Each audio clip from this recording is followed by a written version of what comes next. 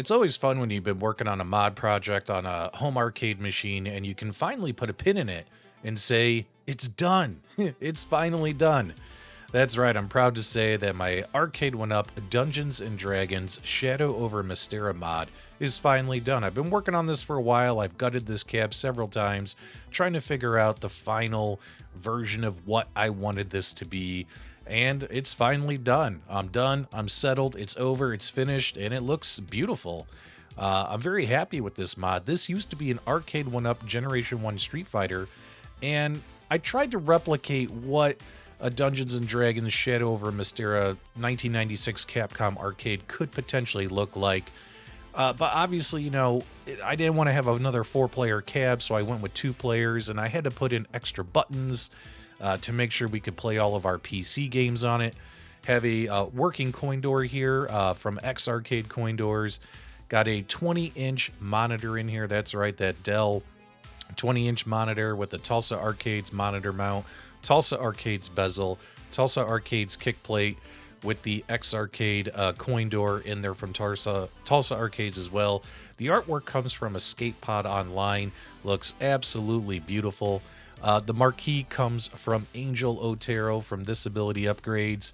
Finally got my power switch put in today, and I was done. All I have to do is flick that switch. I got the PC set up to boot up right when it gets power, and boom. I think Angel Otero and Mr. Profit did a great job designing this marquee for me. There are several different Shadow over Mystara marquees, as well as cabinet shapes and variations that came out in years past. So this is what I went with, and I'm very happy with it. So what's this thing running? What's inside of here? Well, I went with pretty cheap arcade buttons and joysticks, but inside I do have a nice Dell Optiplex PC. Those refurbished PCs you could buy on Amazon. I'll have a link to the one I used in the video description below.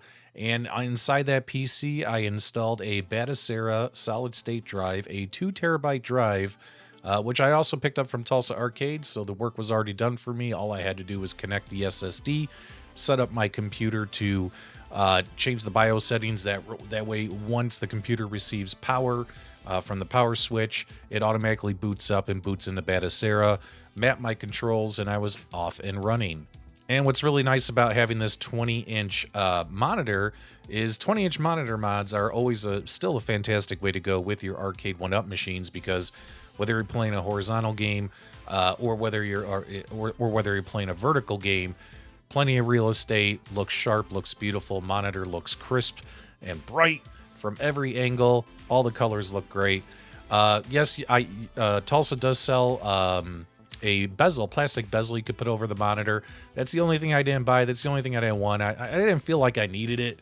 You could always put one on if you want, because he pre-drills the holes in the Plexi for you, as well as in the bezel that you see there around the monitor. So you could just screw one in, but I didn't feel like I absolutely needed it.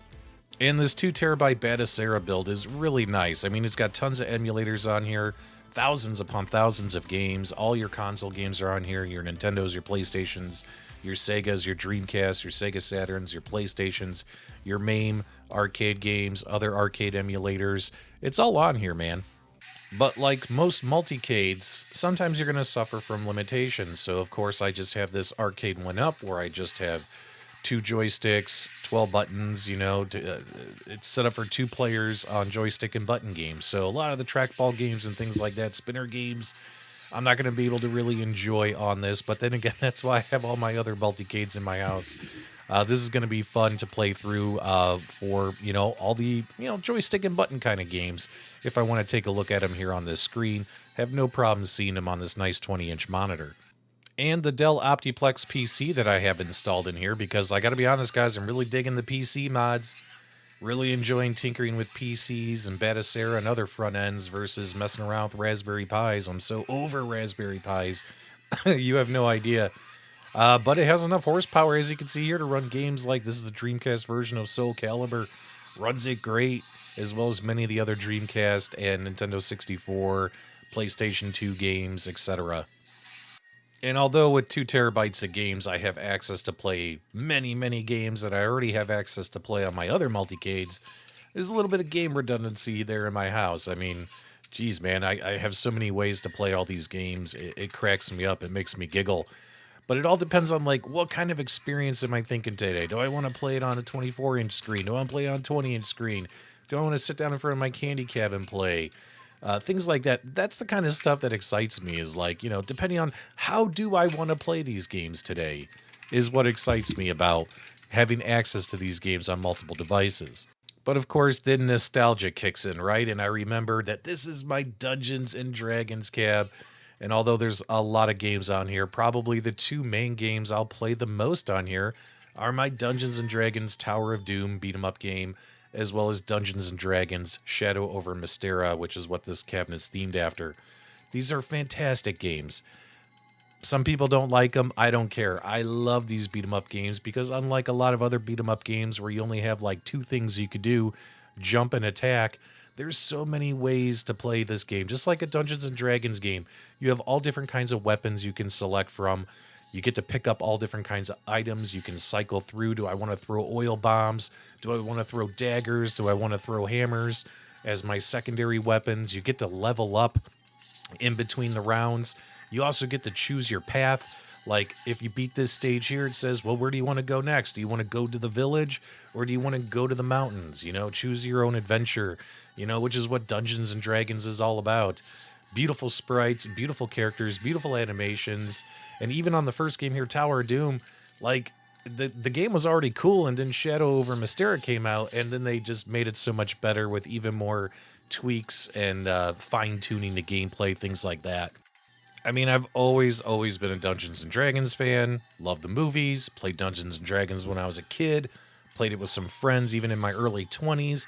Haven't really played it so much in my 40s. Did play with some work buddies recently. We had a good time. Don't know if we're going to keep doing that, but we still had a good time. We gave it a shot.